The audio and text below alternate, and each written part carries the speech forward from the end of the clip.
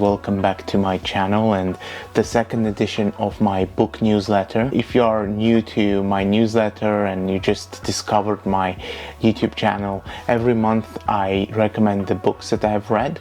For many months all the bookstores here in the UK were closed because of the pandemic, and while I could get any book that I needed online and get it delivered to my door the next day, it made me understand what role do bookstores play in my life and how their role has changed over time, because we no longer use bookstores as our grandparents and even parents used to. Because for my grandfather, who loved collecting books and lived in the Soviet Union, it was very difficult to find sometimes certain volumes by certain writers, so he had to explore all the bookstores in Moscow to find the volume that he needed.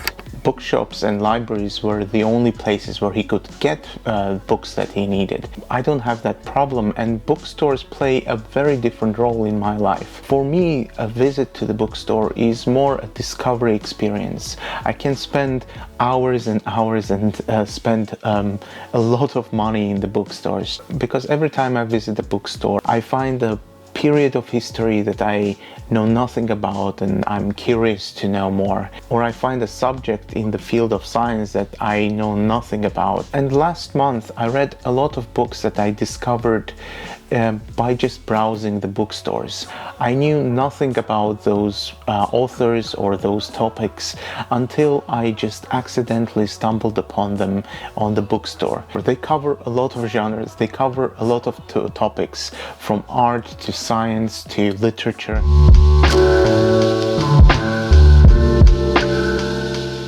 And the first book that I discovered in the bookshop of Welcome Gallery here in London, it is a book by Frances Yates, who was an English historian and she taught at the University of London. Her book is called The Art of Memory.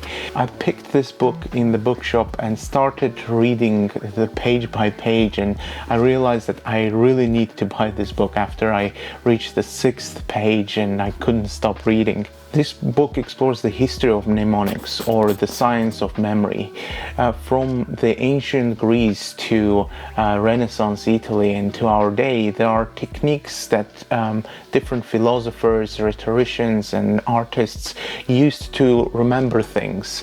Frances Yates explores all those techniques, and this book is full of these kind of stories of how different scientists, artists memorized whole books by heart by using different techniques. It is incredibly well written book, and I really loved this edition by Bodley Head.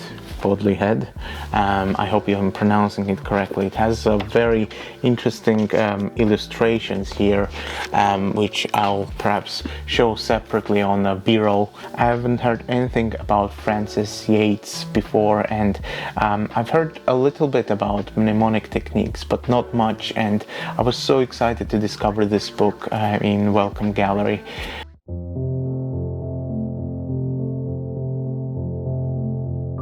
And before I continue to the second book on this list, I would like to tell you that I recorded the first part of this video yesterday when the weather was fine, it was nice and cool, and this part of the video I decided to continue today, and it is super hot here in London. It's plus 25, so I'm really cooking here. I just decided to share this with you before I continue. So the second book on this list is Ryan Holiday's Lives of the Stoics, which is a really brilliant book for those who want to introduce themselves into the ideas of Stoicism. But I believe that the people who already are familiar with Stoicism will also find it interesting, because Ryan explores lives of 20 or so Stoics. He dedicates 4 or 5 pages per Stoic, so it is the chapters are really short and concise.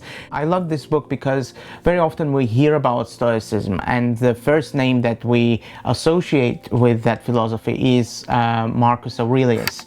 And of course, Marcus Aurelius is the towering figure of this philosophy, but there are many other philosophers in the same school, as Ryan's book demonstrates, that have contributed to Stoicism a lot, and they have like their unique perspectives, their unique advice on how you can improve your routine, your emotional and resilience. I discovered this book while I was browsing Waterstones, I think on Gower Street here in London, next to Euston train station.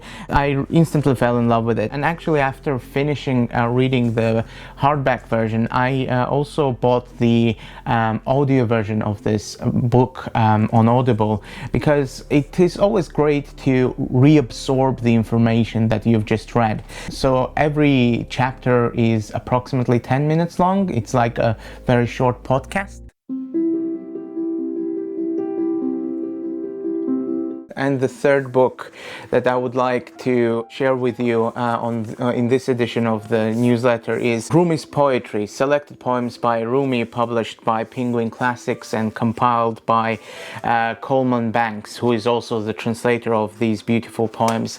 I've actually recorded a separate video on Rumi, which you can find somewhere down below or linked somewhere here. I'm still getting used to all the YouTube features. In that video, I kind of tell a little bit about biography of Rumi, and I read his poem, Who Speaks the Words with My Mouth. Rumi was a Persian poet from the 13th century who has a unique quality of terrifying and inspiring at the same time. Rumi is one of those writers or individuals that I would like to explore on this channel, which deserves more time. He deserves more than 3 or 4 minutes of video, and I think that's why I decided to make a separate video on him, which I would really like if you check it out and let me know what do you think. I guess one of the best ways that I can summarize what Rumi stands for and what Rumi is about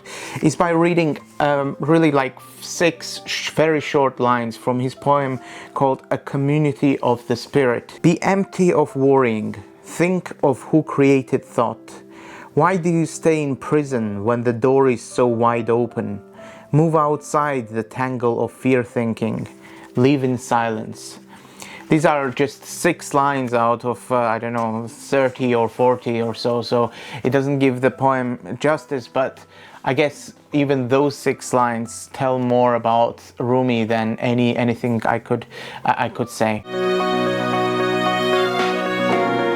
And before saying goodbye, I would like to share 2 more books. The first book I found in Oxfam while I was trying to hide from the heat, where I found Da Vinci's notebooks in 2 volumes, and I opened the very first page where author compiled all the philosophical kind of ideas of Da Vinci, and I read this very long sentence written by Da Vinci in one of his notebooks, and I thought I would really love to share with you before saying goodbye and continuing.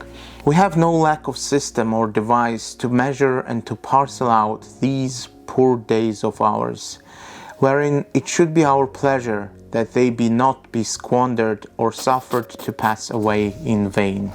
I thought it's such a eternal wisdom. Many philosophers, writers, thinkers mentioned the necessity not to waste our days, but it was great to hear it from Da Vinci writing it 500 years ago. And also this month I released my podcast with Matt Alt. I talked about his book in my previous newsletter. It's the book called Pure Invention: How Japan's Pop Culture Conquered the World. You can find his podcast once again somewhere below. I'll link it up there. I also released my first video interview with Italian pianist Federico Albanese. It was incredibly inspiring conversation with a really great artist.